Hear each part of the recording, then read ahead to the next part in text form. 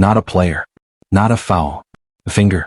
One single pointing gesture has been officially declared too derogatory to sell, and what's happening behind the scenes is so ridiculous, you won't believe it's real. Stay to the end because this story gets messier the deeper you go. Welcome back to WNBA Analysis, the channel that actually tells you what's going on behind the headlines. If you're new here, you're about to see exactly why this league keeps making news for all the wrong reasons. Because today we're talking about a decision so strange, so hard to defend, that even die-hard WNBA fans are shaking their heads. The WNBA just can't get out of its own way. Time and time again, when this league has a genuine opportunity to grow, someone in charge finds a way to fumble it. And this time, the catalyst is almost too absurd to say out loud. The league has banned Sophie Cunningham's pointing gesture. Yes, you heard that right. A pointing meme has officially been ruled too derogatory to license and monetize. This isn't satire. This isn't a parody account. This is a real decision made at the highest levels of women's professional basketball. Sophie Cunningham became one of the biggest breakout stars of the 2024 WNBA season. The Phoenix Mercury guard's confident, swaggering point, the gesture she'd throw after a big play, turned into one of the most recognizable moments in the entire league. Fans loved it.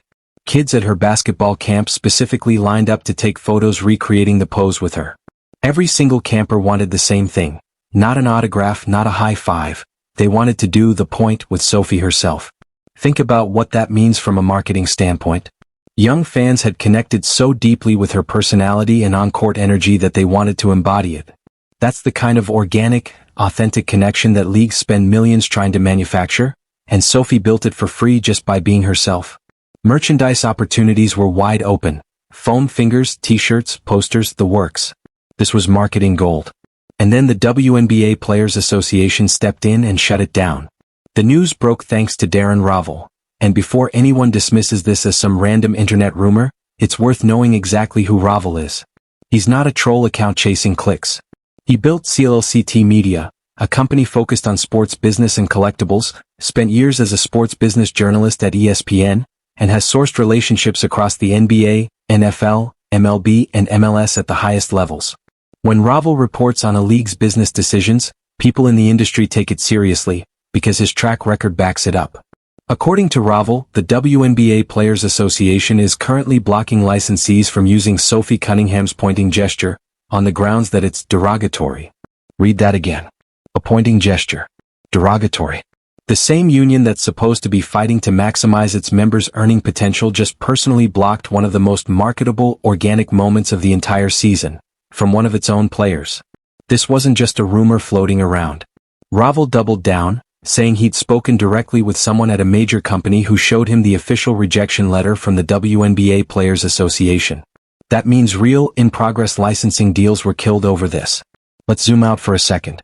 The WNBA just wrapped its most-watched season in decades, driven largely by Caitlin Clark's arrival, and by the rising stardom of players like Reese, Cameron Brink, and yes, Sophie Cunningham. This was supposed to be the moment the league finally cashed in. Merchandise sales, licensing deals, brand partnerships. The exact revenue streams that prove a league can sustain itself long-term. And right as companies were lining up, ready to invest, the Players Association pumped the brakes over a gesture that basketball players make in every single game at every level all the time. Here's the part of this story a lot of people are thinking but not saying out loud. Sophie Cunningham is white. The player featured in the viral pointing moment is black. There's a real possibility that the racial optics of that specific interaction, not the gesture itself, is what triggered this decision. If that's true, it says something troubling about how this league is being managed.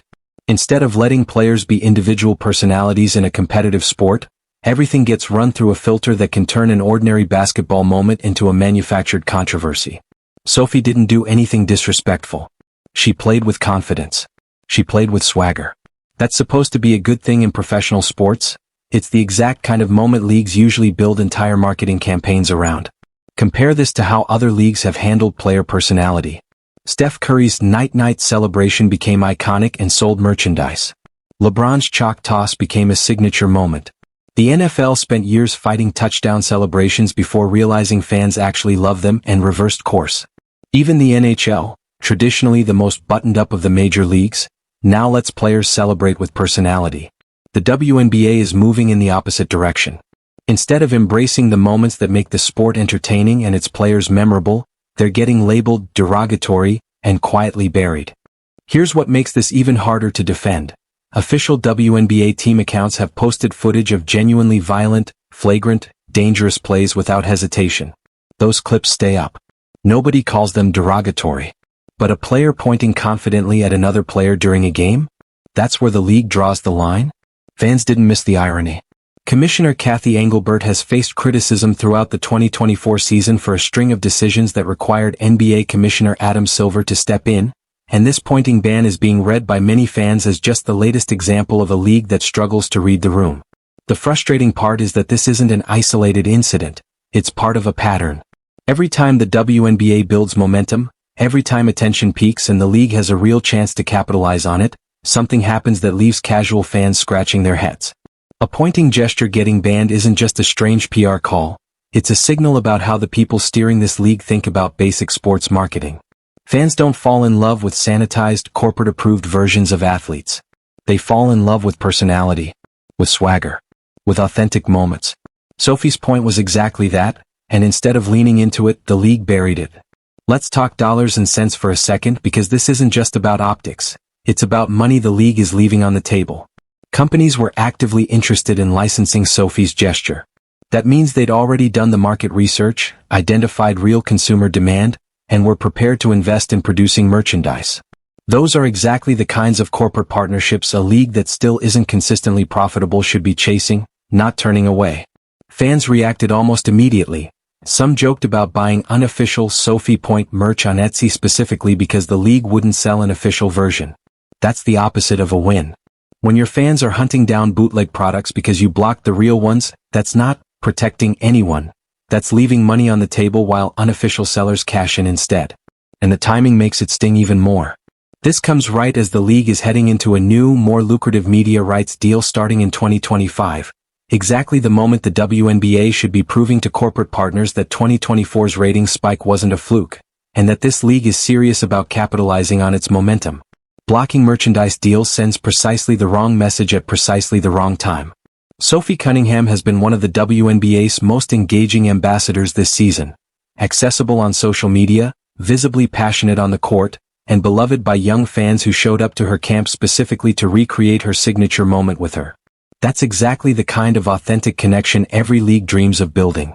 And instead of amplifying it, her own Players Association blocked her from profiting off it. That's the real head-scratcher here.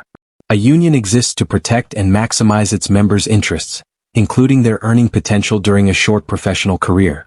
So when the union blocks one of its own players' most marketable moments, who exactly is that decision protecting? This is why so many fans, even ones who genuinely want the WNBA to succeed, end up frustrated. It becomes exhausting to just enjoy the basketball when nearly every moment gets filtered through layers of extra analysis. Sophie pointed. It was cool. Fans loved it. Kids wanted to copy it. Companies wanted to sell it. That should have been the whole story. Instead, it became a controversy. And once again, right when the WNBA had real momentum, a signature, organic, fan-loved moment ready to be turned into revenue, the league found a way to get in its own way. Look, I make these videos because I genuinely want to see women's basketball succeed. I want to see these players get paid what they're worth, I want to see this league build real, lasting stars, and I want to see moments like Sophie's Point turned into the kind of merchandise that puts money directly in players' pockets. That's why decisions like this one frustrate me, not because I want to tear the league down but because I want to see it stop tripping over its own feet. If this video actually helped you understand what's really going on here, not just the headlines but the full story, it would genuinely mean a lot to me if you hit subscribe. This channel only grows because people like you decide this content is worth sticking around for, and every single subscriber tells me it's worth making the next one. I read every comment, so drop your thoughts below. Do you think this was really about the gesture or something else entirely? Thank you for watching WNBA Analysis. I'll see you in the next one.